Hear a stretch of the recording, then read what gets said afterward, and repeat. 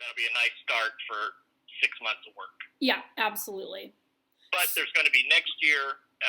So I don't know what it looks like in a non-catastrophic storm environment. If I assume there's enough just nonsensical weather that buys roofs, regardless of where you're at for the most part. Yeah, like your old storm, it's different how you work it. Like your door approaches are going to be different. Even how you approach the adjuster meeting is going to be a little bit different, right? Because you're usually working old stuff, marginal damage.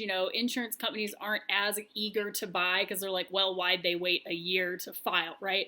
But there's always stuff to work. When I was in St. Louis, 2012, we had this massive hailstorm, and then 2013, nothing. 2014, nothing. So we were just working old storm damage and just finding small weather events that we could call on and stuff like that. There's always opportunity. That's the thing is, you just have to be willing to use a different approach. And most people don't. They have one approach, which is throw as much shit at the wall as you can, and hopefully some of it'll stick.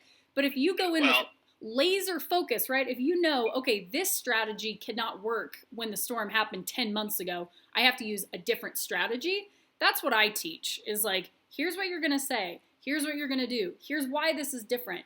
So you can go in and create opportunity wherever you are. Well, I've tried the spaghetti against the wall, and that sucks. So we're about